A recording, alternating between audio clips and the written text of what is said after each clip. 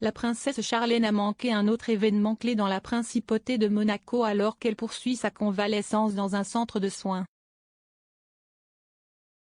La princesse Charlène était visiblement absente mercredi soir alors que d'éminents membres de la famille royale monégasque se réunissaient pour célébrer la Saint-Dévote.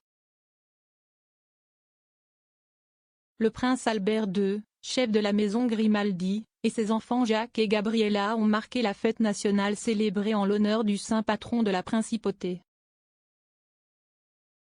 Le prince Albert et ses enfants ont revêtu des tenues formelles de couleur sombre et des masques noirs lorsqu'ils ont participé au rituel annuel évoquant le dernier voyage du saint.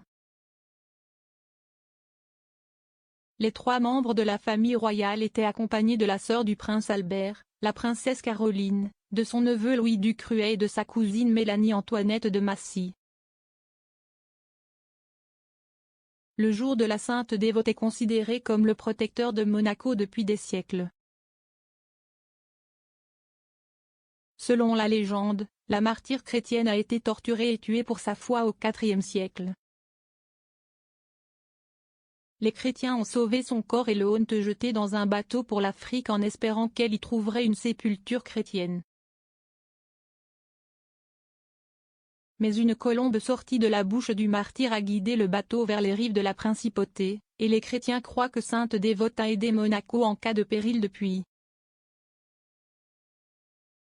Le rituel suivi chaque année depuis des décennies par le chef de la principauté et sa famille voit un bateau de pêcheurs, rappelant celui qui transportait Sainte Dévote à Monaco, être incendié. Avant d'accomplir ce rituel, Albert, Jacques, Gabriella et leurs proches parents avaient assisté au service. Dans une promenade royale traditionnelle, ils se sont également arrêtés pour se serrer la main et rencontrer quelques membres du public. La princesse Charlène, qui était présente au rituel de l'année dernière, n'a pas été vue en public depuis novembre, date à laquelle elle a pu rentrer à Monaco après un séjour forcé de 6 mois en Afrique du Sud. La première dame monégasque s'était rendue dans ce pays africain pour effectuer, pendant quelques jours, des travaux de conservation pour sa fondation. Mais elle y est restée clouée au sol après avoir développé une grave infection orale, et n'a pu en sortir qu'après avoir subi plusieurs visites et interventions médicales. Alors qu'elle était coincée en Afrique du Sud, la princesse n'a pas pu célébrer avec sa famille quelques étapes importantes, dont son 10e anniversaire de mariage. De plus, en septembre, elle a raté le premier jour d'école de ses enfants bien-aimés. Cependant, pendant les vacances d'été, elle a reçu la visite de sa famille proche à 2 reprises, des événements heureux qu'elle a marqués publiquement en partageant des photos sur Instagram. Après son retour dans la principauté début novembre, Charlène ne serait restée que quelques jours avec sa famille. Le 19 novembre, elle a raté la principale fête de Monaco, la fête nationale, le palais monégasque annonçant que le royal avait besoin d'une période de calme et de repos après avoir lutté contre une mauvaise santé pendant des mois.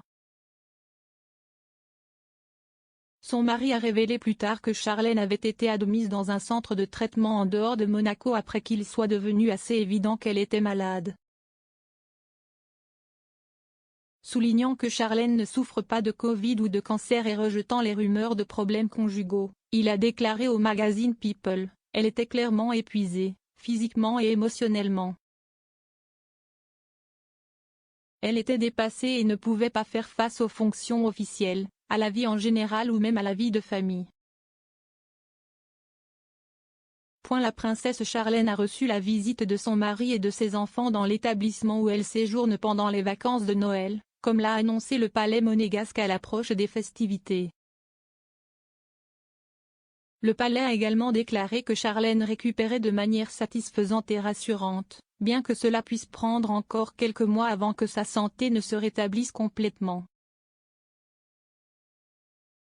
La royale a interrompu un silence d'1 mois sur les réseaux sociaux plus tôt cette semaine lorsqu'elle a partagé une publication Instagram publiée par sa fondation lui souhaitant un joyeux 44e anniversaire.